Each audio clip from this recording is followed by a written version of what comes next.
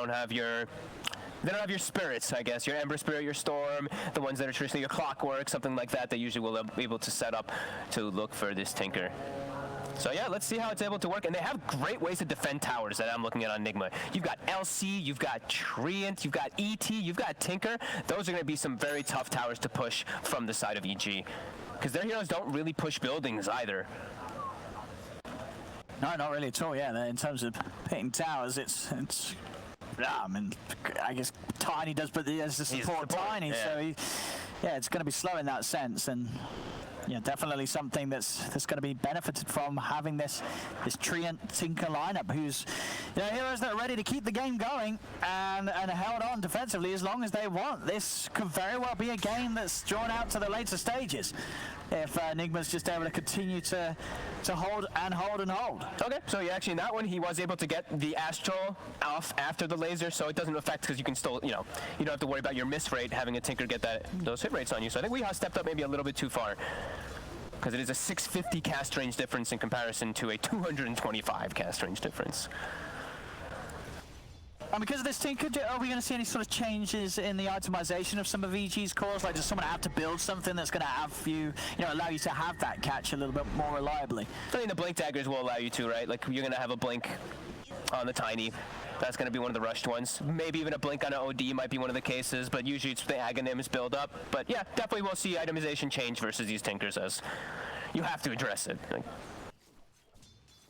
Eyes on mind control, see if he's able to have a bit of a better start to this game. Game 2 was a slow one for him on his Darks here.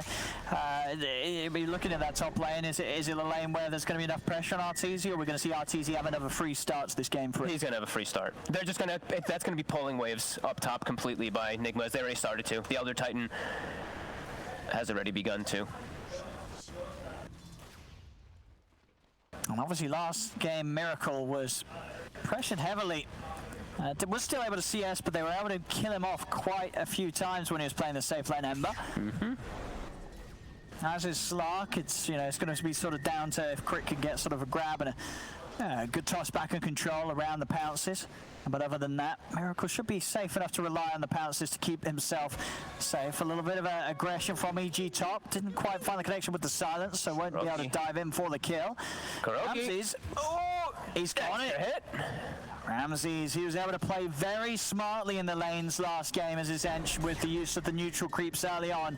And he's doing it again here, just using the creeps to get in, keeping that vision so we can get the impetus hits on, and having that Hellbear for that bit of aura and extra bit of smash with the good old clap. Again, that's 2 times that RTZ's courier's been knocked out of the game. GH doing his best to slow down that early bits of GPM and making sure that RTZ does not have the means to freely get that regen out to him that he may need. He's trying to dive in for mind control. The salve comes out. He needs one more hit for it. He will get it. So RTZ not only just getting a kill, but putting a salve to waste as well. I love that he got the Orb of Venom in this lane early on the Bloodseeker. Allows you to get that little bit of extra trace with Lich. You actually get so much continuous chase that comes out from both of these two together. He's missing a decent amount of last hits though when he does go for chasing these kills.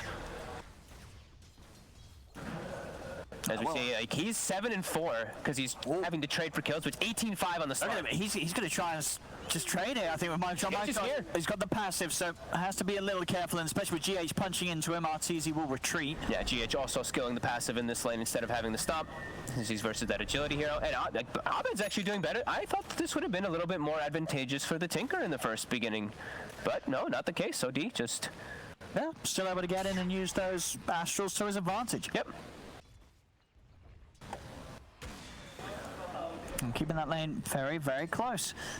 Miracle starting to eat quite a bit more of harassment as the level 3 comes out onto that Enchantress. Kuroki's trying his best to at least eat that harass. He does have extra regen, at least for Miracle as well, as he's going to pop the salve on him. They have to keep themselves healthy in the other lanes. That's the important thing, because when they do drop low, you get to see what happens. RTZ moving around so fast. We see now GH, he hits level 3. This is that big peak timing in the laning phase for an Elder. Oh! You see it there. Smashing into R2.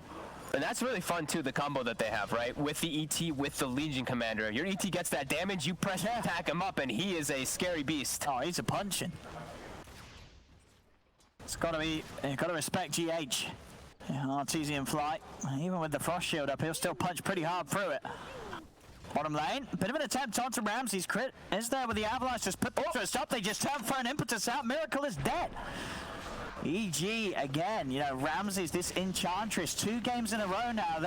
They're really good at fighting around with it. Crit knowing exactly when to turn and punish Nigma's attempt there to try and get on top of the Enchantress. Nigma's got to be careful in that lane. If they start to feed away these early few kills to Ramsey's is just going to have as good of a game as he did last time. Yep, I mean, if he gets that level 5, well, actually, it's level 7, but the level 5 really hurts versus the Slark, versus those melee heroes. It's already starting to as fly. They get it this time. Again, he wants the big Roshan. That's the 3rd time, and that did have the completed one and the blades of attack. So how much GPM is it at the start? It's what, 80 GPM? I think people were saying when you lose your courier, something along those lines. It's something like 80 GPM. I think the level 1 courier is dead for like 50 seconds, and then it's 7 seconds more each level you go up. He's lost 240 gold, I guess, in a way, right? Just because of losing 3 couriers. 3, it would be around that with the level taking advantage. Yeah. He's lost about 240 gold. Yep. Adds up. It really does. It absolutely does. And you know, it's not like GH is missing out on like levels in action, because he's also able to get in and get involved with these kills that they're finding. This time around, Artesian Fly will be able to run down Mind Control, who didn't have the safety of GH by his side to help him out. Yep. And again, toss back. Miracle still has a pounce. He's got to use it smartly to get himself out of vision and out of range, and will be able to do so. They're trying to find him with the Avalanche across the trees. The crit. He lands it. And he's got vision now. They've got the vision. With those tranquils, he has that movement speed. One more punch to the backside, and Miracle is gone. EG continuing to master this bottom lane. And look at Abed, he's getting aggressive here too, getting himself quite a lot of the runes. I believe I saw him get all the runes, if I'm not mistaken. A regen, an illusion, a DD. In these last few moments, to be able to secure those always versus the Tinker, and it's actually a dead even mid matchup, so that's still good for both sides. As Miracle, he's really starting to get the pressure going onto him as Arteezy. He's lost his courier a lot. They still have like similar last hits and similar net worth. But Miracle is versus a hard counter, right? He's versus the Bloodseeker as a Slark, which is always tough. He's also versus OD as a Slark, which is also can be pretty difficult. Yeah, he can't spell that Astral and all the other reasons. Correct. Okay, he's by the trees and Crit doesn't want to try and go in upon him. Top lane, never chase down on a fly. Bam! GH slams him straight down into his grave. I'm actually a big fan of this lane. I'm liking this ETLC. I'm gonna talk to my people that I play with and give them, give me that attack speed buff. It's going all right. It's nice. And it's not slowed down Arteezy's farm. No, definitely not. But he's been stacking the whole time. That's why he had the plus 173 damage. So Weeha's able to take advantage of that, and now he's doing the marching machines in the jungle, and he'll pull ahead of that OD. See the rupture come out, and just TP out.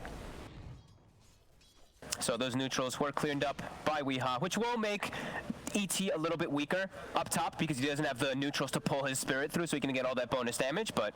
Oh, didn't quite get the blood right on Mind Control. It may not matter though with the Frost Shield. It does, in fact, as there's the coverage of the ET to stop them from diving for more. So just off the mark with that blood right. And they didn't have the damage to get that kill.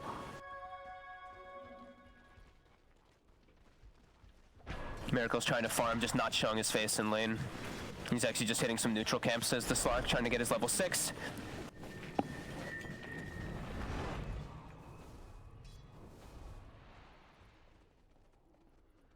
It's mid, Weeha, even with the stacks that he had, he's still behind Abed.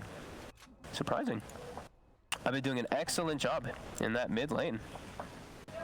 Also having crit in the area now around, so it's scary for anybody to really step up.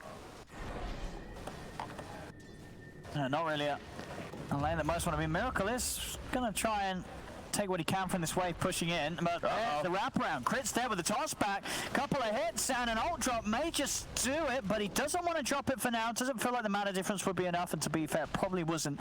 Well, actually, what was 6? It's quite a big difference. Maybe he didn't quite have the reach, didn't want to chance it. Yeah, not sure. Yeah. Let's Miracle live. Some mercy. Arteezy, he's a speedy. He's a speedy because these two low heroes. 500 movement speed. Can't catch GH though.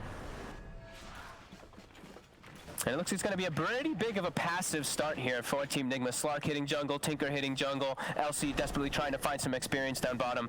They're in a bit of some trouble in this laning start here. Yeah, mind control with some nice jukes there. Actually cuts through the trees and then double backs the other way, so Crit won't be able to find him. And Crit, he couldn't find the opportunity. Bottom, immediately TP's top. Outpost coming up too, so he will be able to contest this one quite nicely. I'm going to lay down the Blood Ride. Courage just trying to stand his ground and take it. Will be interrupted by the